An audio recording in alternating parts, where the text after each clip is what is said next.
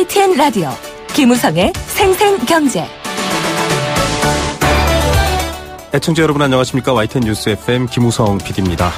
대출금리가 많이 오르고 있습니다. 미국 금리 인상과 또 한국은행의 기준금리 인상 때문인데요. 여기에서 취약계층, 서민만 힘들어진다는 이야기 있습니다. 오늘 첫 번째 인터뷰에서 확인해 봅니다. 두 번째 인터뷰는 기초과학 연구 이야기 해드립니다.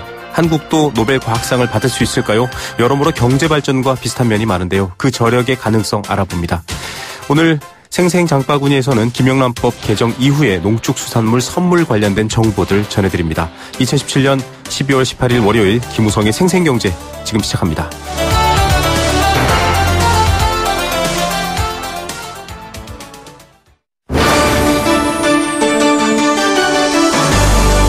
YTN 라디오 김우성의 생생경제.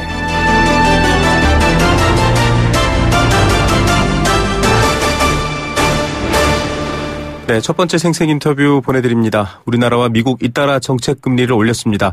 기준금리가 올라간다라는 말이 발표되기 전에 사실은 많은 금리들이 그 인상을 예상하고서 또 선반영되기도 하는데요. 올리고 나서도 사실 걱정입니다. 주택담보대출 금리 연 4.6%까지 치솟았고요. KB국민은행, 신한은행 등 5대 시중은행의 변동형 주택담보대출 금리 일제히 오르고 있습니다. 금리가 이렇게 가파르게 오르고 있는 상황, 은행들은 또 여러 가지 이유와 또 상황이 있긴 한데요. 빚을 진 분들한테는 큰 부담이 되지 않을 수가 없을 것 같습니다. 이렇게 금리가 오르는 시대에 어떤 점들 좀 고려해봐야 될지 또 파장 어느 정도일지 LG경제연구원 조영무 연구위원 연결해서 이야기 나눠보겠습니다. 위원님 안녕하십니까? 네, 안녕하세요. 네, 기준금리가 올랐으니까 금리가 오르는 건 당연하다 이렇게 생각할 수 있는데요. 이 오르는 배경이나 오르는 상황을 좀 점검해봐야 될 것 같습니다. 어떻게 보십니까? 예, 말씀하신 것처럼 한국은행이 기준금리를 인상했기 때문에 대출금리가 오른다라고 해석하는 것은 지나치게 단순한 논리고요. 네. 가계가 직면하는 대출금리가 어떻게 결정되는지를 좀 이해하실 필요가 있을 것 같습니다. 네네. 가계가 내는 대출금리는 크게 두 가지 구성 항목으로 이루어져 있는데요. 우선은 시중의 금리의 전반적인 움직임을 반영하는 대출 기준금리라고 하는 부분이 있고요. 네. 여기에 더해지는 것이 돈을 빌리시는 분들이 어느 만큼 신용도가 높은가 낮은가를 반영해서 결정되는 가산금리 부분이 있죠. 네. 그런데 제가 조금 전에 말씀드린 대출의 기준금리 부분에서 네. 많은 시중은행들이 변동금리부 대출에 있어서 기준금리로 활용하고 있는 것이 네. 코픽스 금리라고 부르는 것이 있습니다. 네네. 그런데 이러한 코픽스 금리가 최근에 많이 오르고 있어서 오늘 이야기하신 것처럼 주택담보대출 금리, 특히 변동금리부 대출의 주택담보대출 금리가 많이 오르고 있는 것으로 보여집니다. 예, 자 코픽스 연동금리 저희가 여러 번 용어 설명도 한번 보내드린 적이 있는데요. 은행 역시 이렇게 돈을 조달하는 여러 가지 비용들이 등장하기 때문에 거기에 대한 이자가 있습니다. 그런데 기존보다 상승하는 모양새를 보면은 좀 많이 오른다, 부담이다 이런 보도들이 쏟아지고 있거든요. 실상 어떻게 보십니까, 위원님? 말씀하신 것처럼 코픽스 금리는 우리말로 한다라고 하면은 가중평균 자금 조달 금리죠. 네네. 갑자기 웬 자금 조달이냐? 네. 그것은 일반 가게가 돈을 빌리는 금융기관이 자금을 조달해야 된다라고 하는 속성을 이해하시면은 도움이 되실 것 같은데요. 네네. 한마디로 금융기관들은 가게에 돈을 빌려주기 위해서 여러 가지 채널을 통해서 자금을 조달하게 되는데요. 그것은 은행이 은행채라고 하는 채권을 발행하기도 하고요. 네. 또는 외국에서 금융시장에 나가서 국제금융시장을 통해서 돈을 빌려오기도 합니다.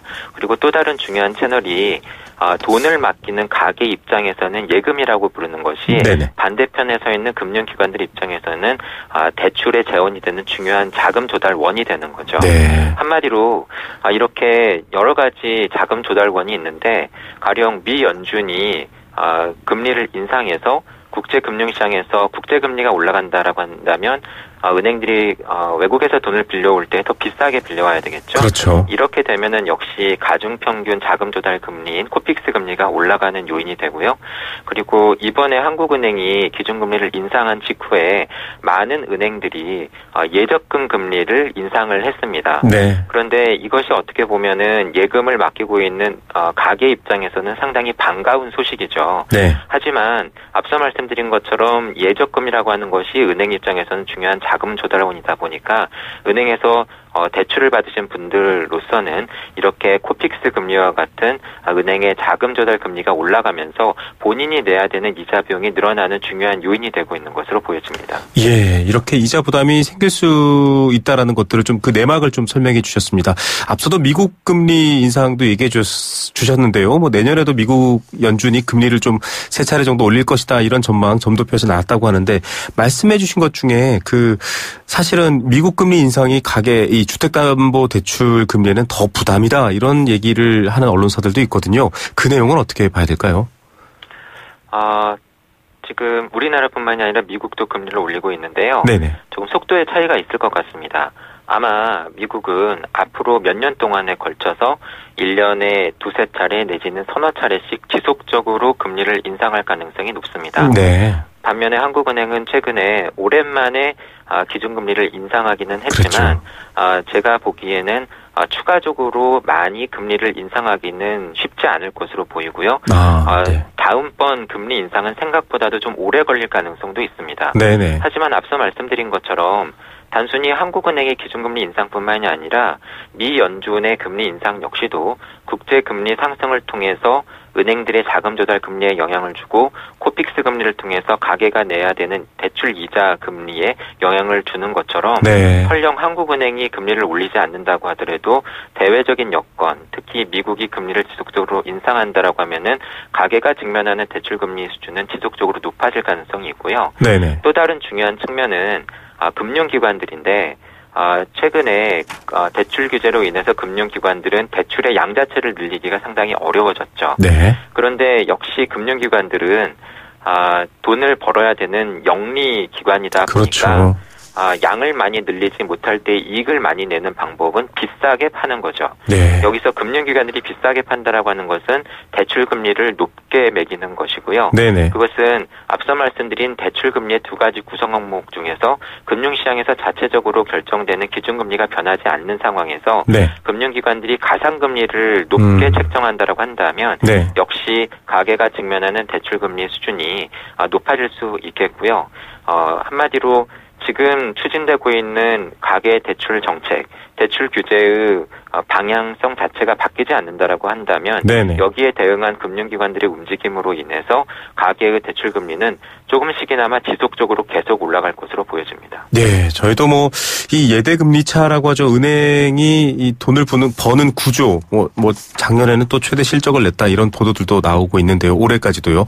자, 이런 말씀 지금 해주신 것만 보면 결국은 55% 가까운 분들이 변동금리를 통해서 이번 금리 인상에 영향을 받게 되는데 좀 힘들지 않을까 이런 걱정을 하고 있습니다. 그런데 지금 한국은행은 큰 걱정 말아라 일단 이런 발표가 한번 나온 바가 있고요. 어떻게 보십니까, 파장?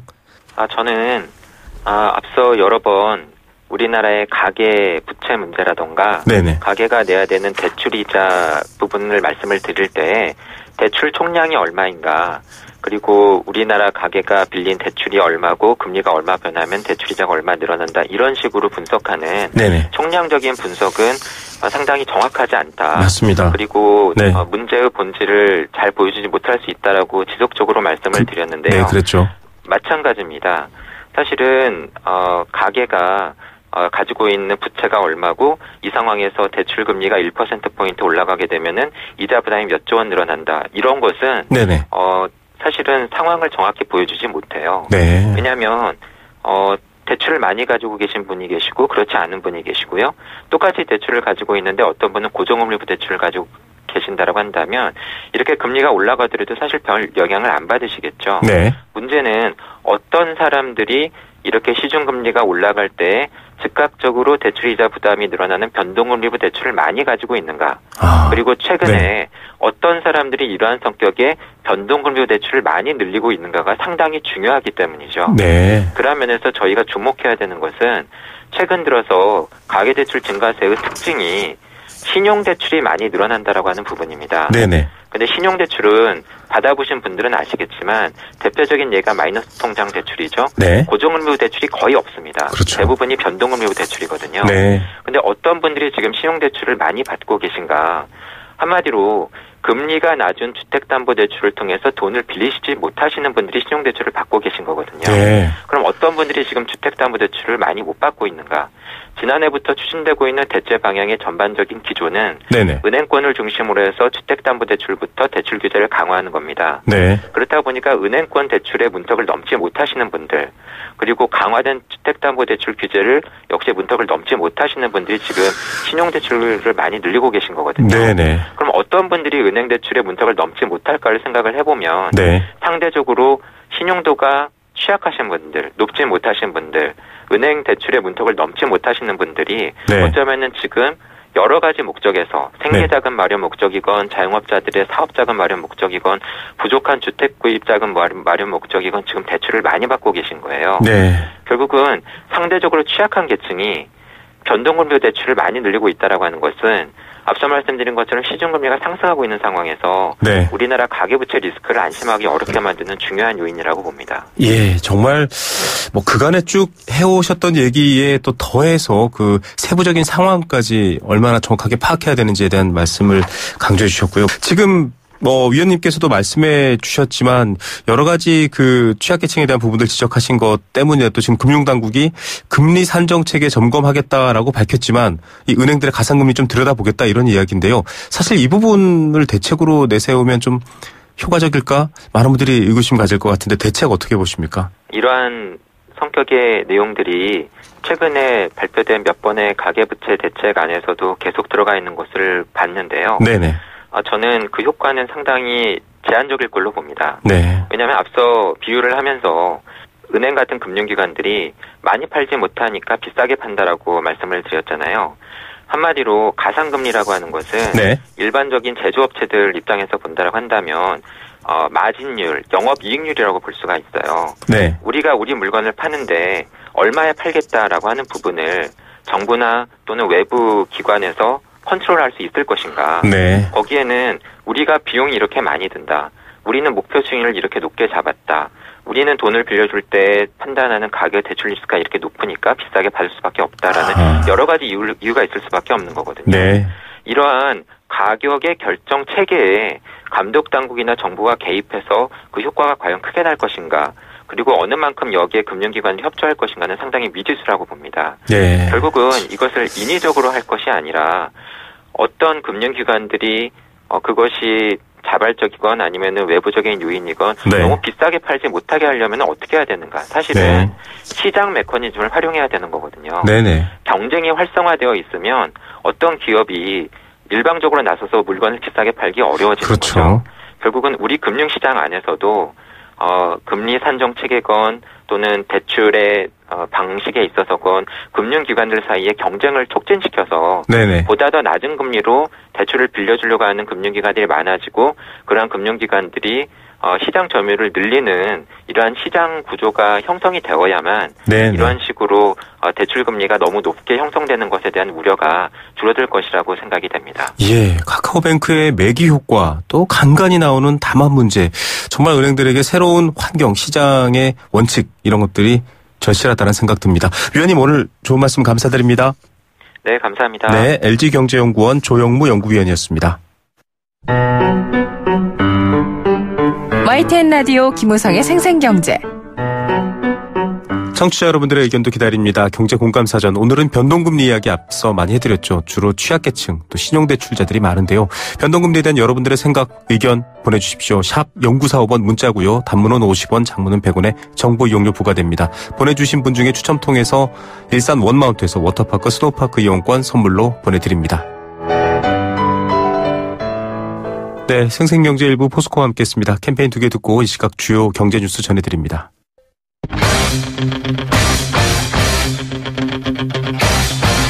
지금 가장 뜨거운 경제 소식. 경제 톱 뉴스. 네, 이 시각 주요 뉴스 알아봅니다. 이 시각 주요 뉴스 112 권소연 기자 연결합니다. 안녕하십니까? 네, 안녕하세요. 예, 뭐 미국 금리 인상 등 여러 이유 때문에 걱정은 했는데 걱정하지 말라 당국의 발표도 있었는데 주택담보대출 껑충 뛰었네요. 네, 이 집 살 때 대출 받으려면 고정금리로 할 건지 변동금리로 할 건지를 선택을 해야 되는데요. 네. 고정금리는 보통 5년까지는 지금 빌린 금리 그대로 가고 변동금리는 시장금리에 따라 3개월 혹은 6개월마다 금리가 조정이 됩니다. 지난주에 발표된 이 11월치 코픽스 지수가 신규 취급의 기준으로 1.77% 그러니까 전달에 비해서 0.15%포인트 올랐는데요. 네. 이 상승폭이 6년 9개월 내 최대폭이었습니다. 금리 자체도 2년 7개월 만에 최고였는데요. 그러니까 고정금리보다는 지금 변동금리 최대보 대출 금리가 껑충 뛴 겁니다. 네네. 사실 지난달 말에 한국은행이 금리를 6년 반 만에 올렸잖아요. 그렇죠. 그게 미리 시중금리에 반영이 돼서 11월 최고금리가 많이 올랐고 또 금리 인상한 후에 은행들이 예적금 금리 이렇게 올리면서 조달지수 자체가 높아졌습니다. 네. 이렇게 코픽스 금리가 급등하면서 이번 주부터 은행들이 내주는 변동금리 주택담보대출 금리에 고스란히 반영이 됐는데 네. 은행들 최고금리가 연 4.57% 그러니까 거의 4.6%에 육박하는 상황인 겁니다. 이 새로 변동금리 대출을 받을 사람들도 부담이고 또 기존의 변동으로 받은 이들도 금리 조정 주기가 되면 이제 이자 부담이 높아지니까 역시 고민일 수밖에 없는데요. 네. 변동금리가 지금은 고정금리에 비해서 대략 한 0.04에서 0.05%포인트 정도 낮거든요. 네. 그래서 당장은 이제 변동금리가 낮기는 한데, 앞으로 금리가 올라갈 거라고 생각하면 고정이 낮습니다. 네. 그래서 좀 고민이 될 만한데, 이제 전문가들은 이렇게 변동과 고정금리 차이가 좀 좁혀졌을 때에는 대략 만기 1년을 기준으로 그보다 짧게 빌리면 변동으로 빌리는 게 낫고, 네. 길게 빌리면 고정이 낫다 이렇게 조언을 합니다. 또 변동을 빌렸다가 시중금리가 오르면 한 번에 한해서는 중도상환 소실이 없이 바로 고정으로 바꿀 수 있으니까, 네네. 시장생활을 봐가면서 갈아타는 것도 방법이다라고 조언합니다. 네, 좀 더 영리해져야 될 것 같고요. 이 은행들이 자금을 조달하는 코픽스 지수 이것도 많이 올라가고 있다는 것 아시기 바랍니다. 청년 고용 상태 한번 들여다봐야 될 것 같습니다. 지금 날도 추운 겨울이라 더 이 뉴스가 와닿는데 취업 준비를 위해서 학원 다니잖아요. 학원비가 많이 올랐다고요? 네, 얼마 전에 은행이 설문조사한 결과 보니까 이 취업준비생이 취업준비를 위해서 쓰는 비용이 총 384만 원이었는데요. 네. 평균 취업기간이 1.1년이었으니까 월 평균 한 29만 원 정도 이제 학원이나 자격증 시험 이런 데 쓴다는 얘기인 겁니다. 그런데 이제 일자리 관련 사교육비 물가 자체도 좀 오른 것으로 나타났는데요. 네. 통계청에 따르면 성인 취업을 목적으로 하는 학원비는 지난달 1년 전에 비해서 4.2% 상승했습니다. 2년 2개월 만에 가장 큰 폭으로 오른 건데요. 이 취업 학원비 소비자 물가지수 자체도 103.04를 기록해서 1995년 집계를 시작한 후 최고를 기록했습니다. 네. 또 외국어 학원비는 1.3% 올라서 5개월 만에 가장 큰 폭으로 올랐는데요. 이 지난달 청년 체감률이 21.4%에 달했는데 11월만 놓고 보면 2015년 이후 최고치였거든요. 네. 일자리 이렇게 구하기 어려운 상황에서 취업 준비를 위한 학원비까지 올랐으니까 아무래도 이 취준생들 부담 더 커질 수밖에 없을 것 같습니다. 예, 돈을 벌지 못하시는 분들이어서 이 부담 남들보다 더 클 것 같습니다. 질병으로 인한 사회적 또 경제적 비용을 봤더니 10년 새 2배 늘었다. 이건 또 어떤 내용인가요?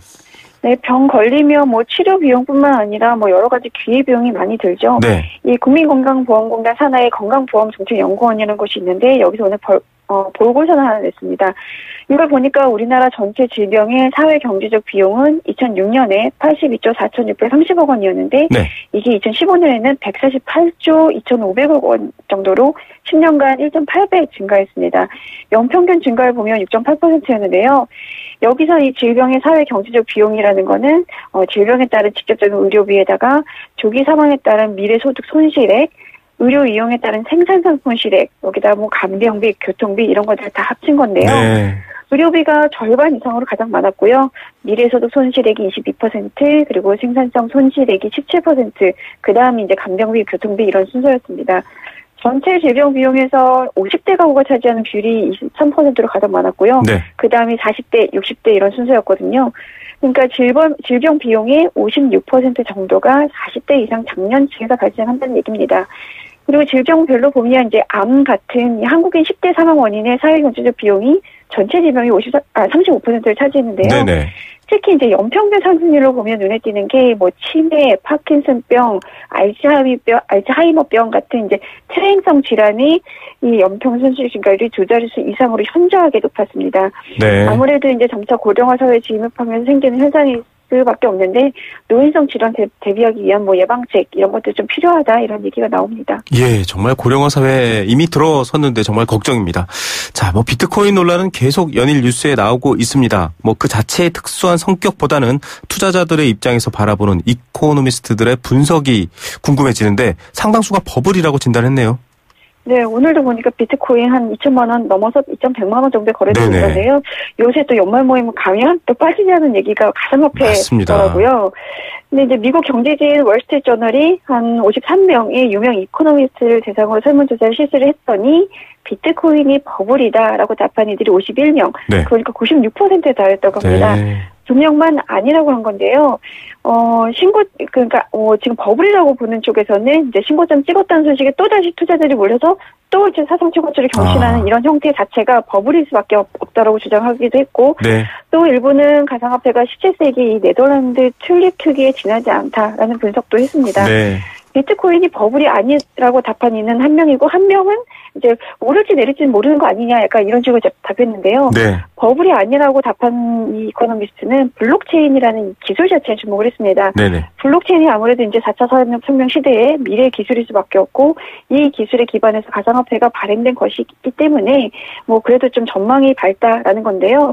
이분은 앞으로 2년 내에 비트코인이 45,000달러까지 갈 것으로 전망하기도 했습니다. 예, 이 불이 꺼질까 안 꺼질까에 대한 논쟁을 놓고 보면 또 다를 것 같습니다. 예, 오늘 뉴스 감사드립니다.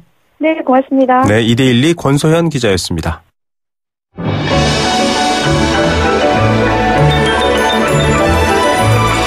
오늘의 경제를 들여다보는 시원한 창.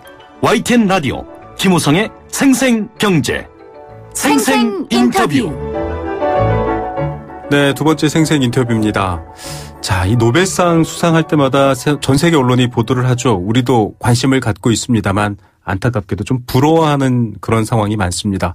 사실 노벨 경제학상은 없죠. 이 노벨의 이름을 빌어서 경제학상을 주는데 그때마다 저희 생생경제도 상세하게 이번에 이 넛지 이론으로 상을 받으신 분 보도도 해드렸는데 정작 과학기술 같은 진짜 노벨상은 왜 우리나라는 받지 못하는 걸까요? 그 배경을 좀 살펴봐야 되고요. 이게 정말 중요한 여러 가지 또 국가적 이슈와 연결되어 있습니다. 그 부분 애청자 여러분들께 좀 속 시원하게 알려드리는 시간 마련했습니다. 자, 이 기초연구를 지원하고 있는 한국연구재단 기초연구본부의 류영대 기초연구 총괄실장 스튜디오에 모셨습니다. 실장님 안녕하십니까? 네, 안녕하세요. 네. 자, 뭐 재단 이름 생소하신 분들도 있을 것 같고요. 네. 기초과학, 기초연구 이러면 네. 뭐지? 이러고 좀 예. 아직 막연하시는 분들이 있습니다. 설명 부탁드릴게요. 예. 먼저 제가 근무하고 있는 한국연구재단은 정부 산하의 출연 연구기관입니다. 근데 네. 가장 큰 역할은 그 연구자와 그다음에 대학 및 연구기관을 대상으로 해서 학술 및 그 연구 역량, 그다음에 인력 양성 등을 지원해주는 사업을 정부를 대행해서 지원해주는 기관이라고 이해하시면 될 것 같습니다. 네네. 네. 그리고 그 두 번째 말씀하셨던 기초연구 사업은 네네. 그 과학기술 전 분야에 대해서 기반이 되는 기초가 되는 그런 부분인데요. 네네. 기초연구가 조금 생소하실 수 있는데 응용연구와 개발연구와 조금 대치되는 개념이라고 생각하시면 될 것 같습니다. 따라서 뭐 특정한 목적이나 활용에 염두에 두지 않고 그러니까 기초가 되는 기반이 되는 그런 연구를 지원한다라고 이해하시면 될 것 같습니다. 그 자체로 과학적인 성과를 내는 연구가 더 중요하고요. 네, 그렇습니다. 이거 개발해서 뭐 새로운 핸드폰 만들었다 네네. 이게 아니라. 예, 그렇습니다. 예. 예. 그런 부분들이 중요하다라고 지금 말씀드린 이유가 바로 노벨상을 탄 나라들을 봤더니 네. 이 기초 연구가 굉장히 강하고 좌우했다 이런 얘기가 있는데 네. 실장님께서는 스웨덴의 이 예. 사무소장으로도 나가 계셨어요. 네, 그렇습니다. 노벨상 우리나라는 예. 못 받습니까? 안 받습니까? 아직은 못 받는다라는 표현이 좀 맞을 것 같고요. 네네. 노벨상이 뭐 아시겠지만 노벨이 그 사후에 네.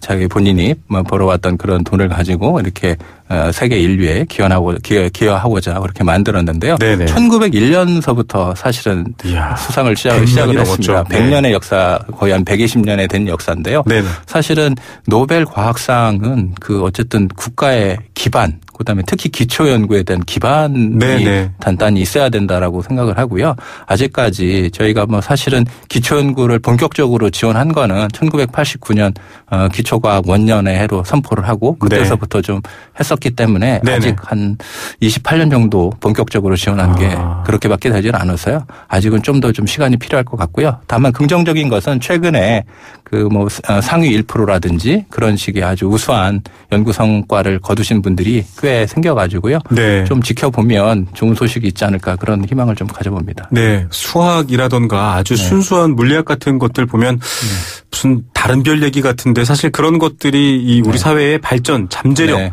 그러니까 결국은 저력과 잠재력의 의미에서 맞습니다. 기초가 중요하다 이 말씀이신 거죠. 예, 맞습니다. 예, 예. 네.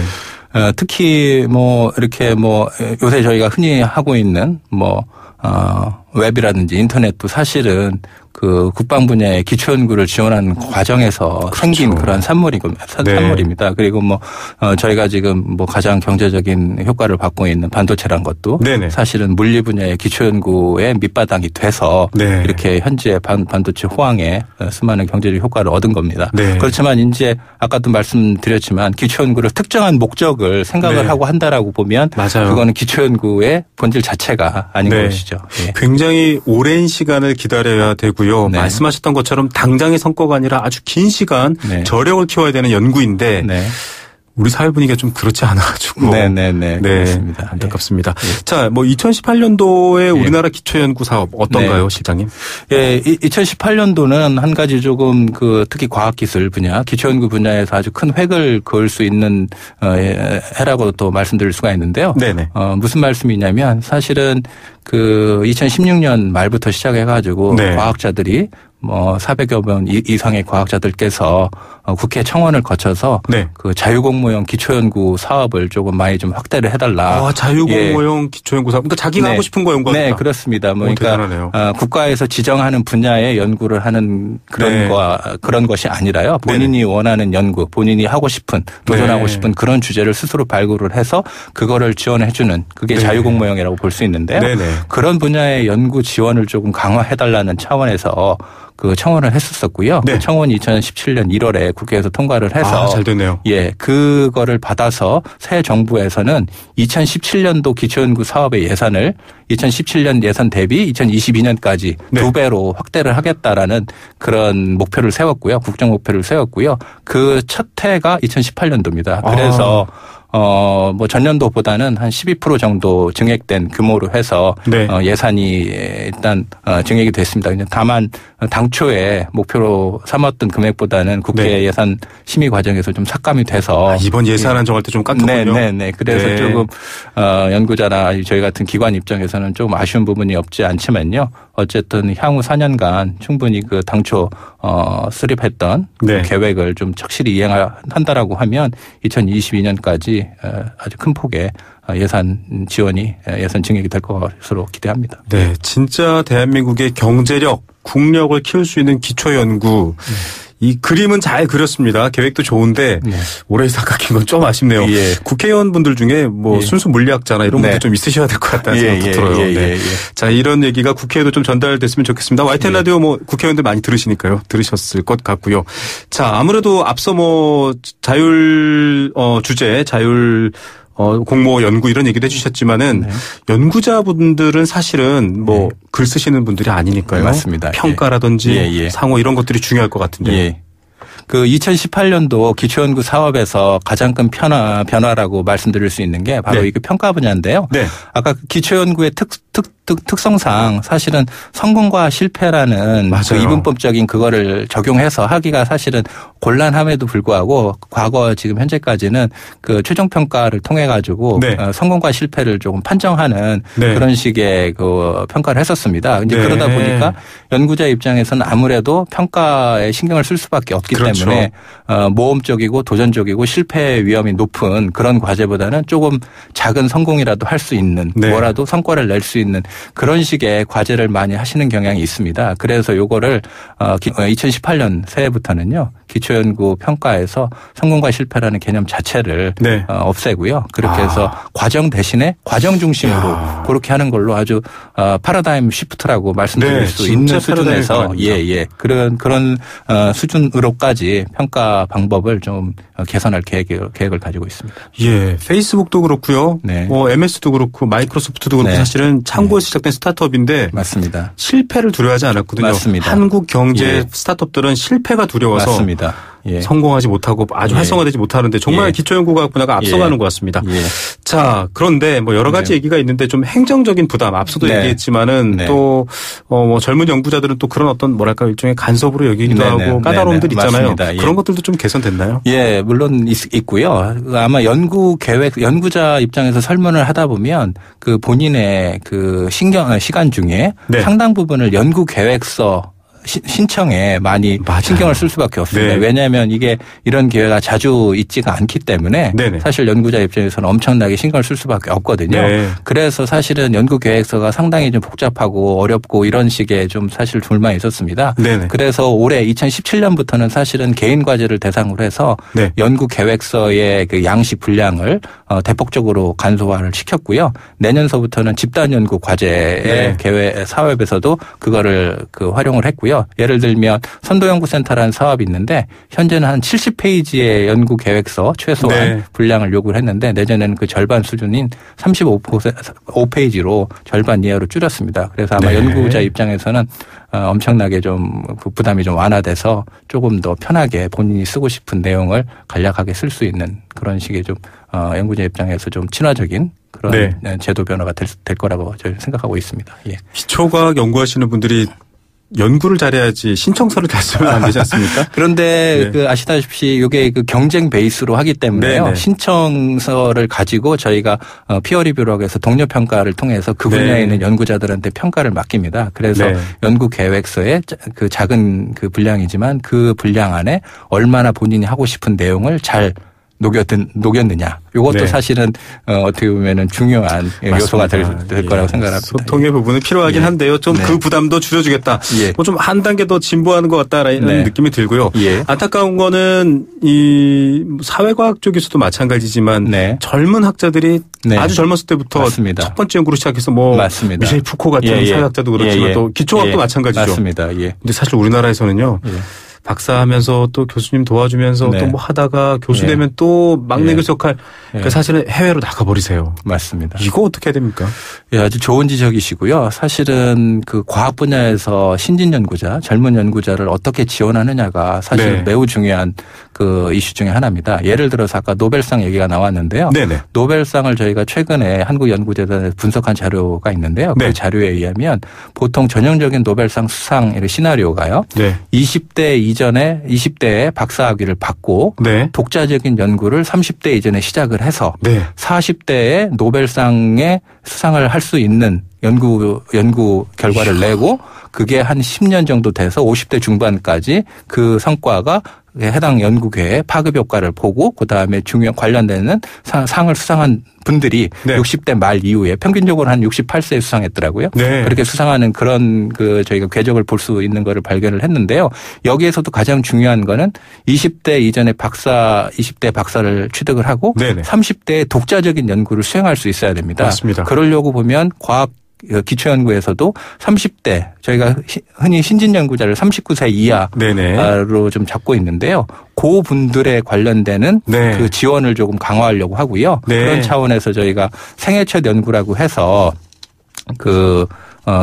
전임 교원 중에 연구비를 수혜받지 못한 분들을 네. 대상으로 저희가 지원했던 프로그램이 2017년도에 있었는데요. 네네. 그거를 2018년까지 계속 지원을 확장할 계획이고요. 그다음에 네. 신진 연구자한테 또 필요한 부분이 장비, 시설 부분입니다. 네. 그 부분을 지원해주는 프로그램을 이번에 신설을 해가지고 혁신실험실이라고 명명을 했는데 네. 그걸 지원을 통해가지고 최대 350명의 신진 연구자들한테 그러한 혜택을 줄 수 있도록 그렇게 시행할 계획입니다. 예. 자, 정말 인터스텔라라는 영화 보면서 굉장히 중력 이야기 나오고요. 네. 시간 이런 개념 나오는데 그런 것들을 탄탄하게 만들어가는 과학자들 이렇게 네. 지원해야 될 것 같습니다. 더 네, 지원이 맞습니다. 많았으면 좋겠고요. 네. 그런데도 중요한 거는 퀴리 부인 이런 것도 떠오르지만은 네, 예. 과학계에 굳이 남성 연구자만 있는 것도 아니고 맞습니다. 예, 예. 이런 부분도 해야 되는데 여성분들은 아이를 낳기도 하고 맞습니다. 좀 여러 가지 핸디캡이 있거든요. 예, 맞습니다. 특히 과학기술계도 여성 연구 인력을 얼마나 잘 활용하느냐가 상당히 네. 중요한 문제고요. 네. 정부라든지 아니면 저희 연구관리기관에서도 그거에 대해서 많이 관심을 가지고 있고요. 네. 아쉽게도 지금까지는 임신, 육아, 출산 등으로 인해서 과제를 수행하시는 분들이 네. 그런 상황에 도래를 했었을 때는 많이 과제를 중단하는 불가피하게 중단하는 안타까운 상황이 있었는데요. 네. 저희가 2018년부터는 그러한 임신, 출산, 육아 부분으로 그러한 문제가 생길 때는 네. 최대 1년에서 2년까지 네. 연구 과제 연구 기간을 조금 연장해주는 그런 네. 제도를 지금 개선을 해서 시행할 계획입니다. 그러면 훨씬 더 여성 연구자 입장에서는 조금 본인의 일과 그 가정을 영입할 수 있는 그러한 상황에서 좀 연구를 수행하실 수 있다라고 생각을 합니다. 예, 네. 그 이국종 교수로 유명한 아주대병원의 네. 박은정 교수. 예, 맞습니다. 예. 아니 뭐 계속 학교를 그만뒀다가 다녔다가 예, 그만뒀다가 맞습니다. 예, 예. 그러다 결국은 이 독성학 분야 맞습니다. 신체에 미치는 나노독성학. 독에서는 예, 예. 굉장히 세계적인 논문을 많이 맞습니다. 쓰셨더라고요. 네. 이런 제도가 진작에 있었으면 더 대단하셨을 아마 텐데. 그런 분들이 뭐 제2, 제3의 그 박 교수님 같은 분들이 많이 나오기를 저희가 기대합니다. 네, 이제 정말 그럴 수 있다라는 것들 주변에 얘기해 예. 주시고요. 예. 이 경제도 사실은 잠재력을 중요하게 봅니다. 맞습니다. 저력이요. 예, 예. 당장에 돈을 잘 버는 게 아니라 네. 그 근본적인 힘이 있느냐인데 바로 네. 기초연구가 마찬가지일 것 같습니다. 2018년부터 많이 바뀐다고 하니까 일단 다행이고 또 네. 예산 깎인 건 조금 아쉽고요. 예. 예. 그런데 이제 끝으로 어떤 네. 방식의 사업들이 펼쳐지는지 좀 한 번 더 예. 소개 부탁드립니다. 네, 어쨌든 2018년부터는 기초연구 사업을 좀 더 연구자 친화적으로 그다음에 연구자의 편의를 최대한 고려하면서 그렇지만 조금 예를 들어 불성식이라든지 연구자의 도덕적 해이를 막는 방향에서 같이 조금 염두에 두고 지원을 할 계획으로 있습니다. 예. 네. 자, 뭐 실장님께서는 이렇게 가면은 네. 노벨상 언젠간 나오겠죠? 네, 근데 사실 노벨상이 목표가 될 수는 없고요. 이렇게 네. 차분히 꾸준히 지원을 한다라고 하면 아마 길지 않은 시간 안에 네. 그래도 최초의 한국인 노벨 과학상 수상자를 뽑지 않을까 그렇게 생각합니다. 네. 오늘 여러분들께 한국 과학 또 한국 국력의 저력에 대한 이야기 잠시 전해드렸습니다. 감사합니다. 네, 감사합니다. 한국연구재단 기초연구본부 기초연구총괄실장 류영대였습니다.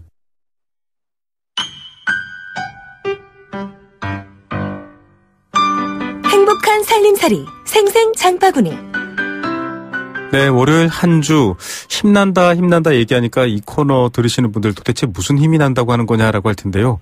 입에 침이 고이고 소화 기능이 좋아지는 것만으로도 힘이 날 겁니다. 그런 맛있는 이야기 또 재미있는 이야기 준비한 코너죠. 생생장바구니. 오늘도 한국농수산식품유통공사 문재영 대리 연결합니다. 안녕하십니까?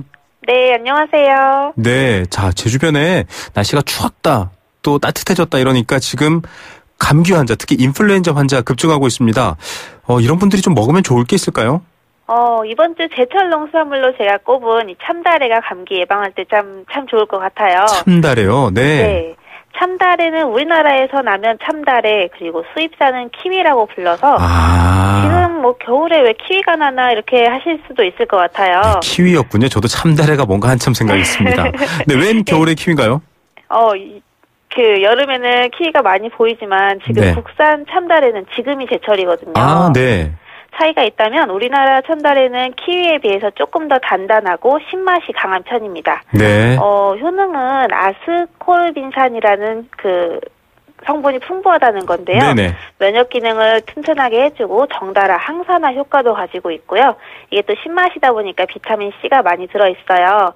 이 비타민 C는 체내에서 합성할 수가 없기 때문에 꼭 외부에서 계속 드셔야 되는 게 필요합니다. 요즘에는 참다래 가격이 평년보다 좀 저렴한 편이어서 10개 5,600원이다 보니까 제가 이번 주에 한번 추천해드리고 싶었어요. 네, 참다래 겨울에 납니다. 이 웬 겨울에 키위야? 이러시는 분들은 국산 네. 참다래라는 거 아시면 좋겠고요. 신기한 마법이 있으신 것 같아요. 방송 이렇게 하다 보면 그런 얘기 해주실 때마다 침샘에 이번에는 아주 신맛이라고 하니까 또 신 느낌이 싹 보였습니다. 자, 그렇게 좀 건강해지고 기분 좋은 코너로 여러분들도 즐겨주시면 좋을 것 같습니다. 물론 이 인플루엔자, 감기 예방하려면 손 깨끗이 씻어야 되고 예방접종, 저도 모든 식구가 다 받았거든요. 함께 예방접종도 필요한데 이 달에도 도움된다고 하니까 여러분 좀 참다래 많이 즐겨주시기 좋습니다. 즐겨주시면 좋을 것 같고요. 연말연시 김영란법 사실은 선물 주고받는 거 신경 많이 썼는데 최근에 개정안 통과됐잖아요. 어떻습니까? 네, 맞습니다. 예전에는 이 김영란법의 원칙을 3, 5, 10으로 해서요. 네. 식사는 3만 원, 선물 5만 원, 경조사비는 10만 원으로 했었는데요. 네. 이 내용을 개정해서 식사 3만 원, 선물 5만 원까지는 똑같은데 네. 경조사비를 10에서 5만 원으로 낮추는 개정안이 통과되었습니다. 네. 또 예외가 하나 생겼는데 농수산물과 농축수산물의 원재료를 네. 50% 원재료를 50% 이상 사용한 가공품은 10만 원까지도 인정하기도 했어요. 맞아요. 농축수산물이 들어가면은 선물이 10만 원까지 가능한 거죠. 그렇죠. 네. 여기에 더해서 이제 또 화환과 꽃과 관련해서도 좀 변경 사항이 있는 게 네. 현금과 함께 한다면 화환은 10만 원까지로 제한이 되고요. 네. 현금 없이 화환을 제공한다면 이 10만 원까지 인정하기로 했습니다. 아, 네. 아무래도 화훼 농가들 또 농축수산물 농가들 좀 배려한 이야기입니다. 배려는 필요한데요. 또 이 부정한 선물은 안 했으면 하는 게 국민들의 여론이기도 합니다. 그런데 뭐 농축수산물의 원재료 50% 뭐 좀 헷갈리는 게 많을 것 같아요. 좀 네. 부작용도 있을 것 같은데요. 그렇죠. 아무래도 이 전제가 농축수산물의 원재료 50% 이상 이 부분이 참 애매하게 되었어요. 네. 제가 소비자여도 좀 헷갈릴 것 같은데 예를 들어 기름, 식초, 잼 이런 가공품에 대해서 원재료 함량을 한눈에 보기는 쉽지 않거든요. 맞아요. 네. 예를 들어 뭐 감귤 주스가 100%다, 뭐 10%다 이거의 차이로 인해서 그 김영란법에 저촉이 되냐 안 되냐가 달라질 수가 있는데 네. 가장 문제인 거는 지금 또 홍삼이 있습니다. 그렇죠. 대부분의 선물 많이 하죠. 홍삼은 네, 원재료 함량이 50%를 넘는 경우가 드물거든요. 워낙 가공을 많이 해서 그럴 거예요. 네. 네, 거기다가 또 정제수를 많이 타기 때문에 좀 쓴맛을 없애려고 하다 보니까 네. 이 김영란법의 예외 대상이 되기가 참 힘듭니다. 네. 또 선물을 많이 하는 농산물 가운데서 홍삼을 뺄 수는 없을 텐데 이런 부분에서 좀 아쉬운 목소리 나오고 있고요. 네. 또 이 외에 대부분의 가공식품은 5만 원 이하가 좀 많다 보니까 네. 상향에 좀 큰 의미가 있을까 하는 지적이 많습니다. 그래도 저는 이제 개인적으로 전보다는 명절 때 사람들이 배나 선물, 사과 같은 선물을 좀 네. 마음 편하게 할 수 있을 것 같아서 조금은 다행이라고 생각이 들더라고요. 네, 미풍양속 수준이라면 괜찮을 텐데요. 이 김영란법 원래 이름이 부정청탁 금지법이죠. 네. 부정청탁하시려는 분들이라면 10,000원 아니 1,000원어치도 하지 마시기 바랍니다. 자, 맞습니다. 그렇지 않은 분들은 좀 이런 거 신경 쓰일 텐데, 그럼 어떻게 고르나 하실 텐데 다행인 게 이 상한액, 즉 농축수산물 50% 이상은 10만 원까지인데 이 상한액이 네. 가능한 게 스티커가 붙어 있다라고 하더라고요.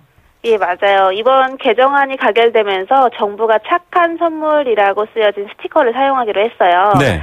아까 말씀드린 원재료 50% 이상인 가공품에 대해서 한눈에 식별할 수 있게끔 스티커를 붙이는 건데요. 네. 일단 이 명칭에 대해서는 농식품부에서 청탁금지법에 대한 국민의 지지가 높으니까 거기에 부합하는 선물이라는 의미고요. 기존 5만 원일 때보다 10만 원으로 늘리면 농산물 중에서 이제 국산 농산물 소비가 늘 것으로 기대하고 있다고 합니다. 네. 하지만 문제가 이게 외국산이어도 스티커를 붙일 소지가 아하. 있어서 현재 주무처 간에도 조금 혼선이 있죠. 예, 사실 이거 국산만 붙이고 외국산 못 붙인다 이러면 또 뭐 다른 문제, 무역 문제 이런 것도 있고요. 네. 좀 복잡한 부분이 있네요. 좀 그래도 농민들에게 힘이 됐으면 좋겠고요. 미풍양속은 발전했으면 좋겠습니다. 자, 이번 주 물가 소식 알아볼게요. 가격 어떤 것들 오릅니까?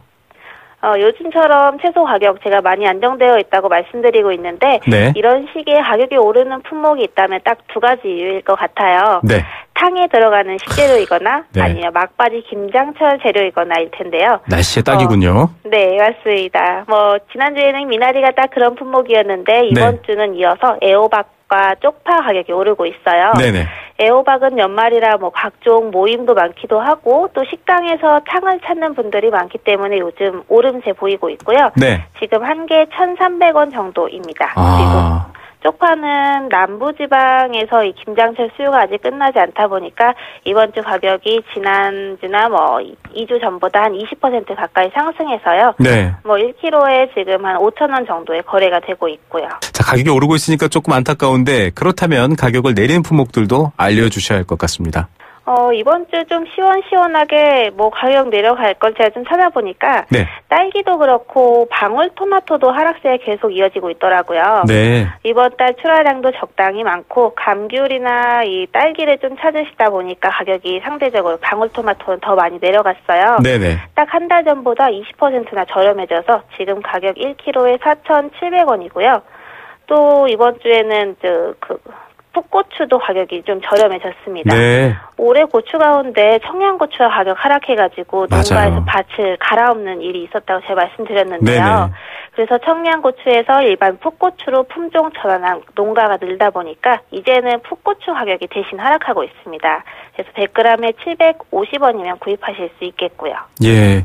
항상 힘이 되는 또 맛있는 즐거운 장바구니 경제 이야기 감사합니다. 네, 감사합니다. 네, 한국농수산식품유통공사 문재영 대리였습니다.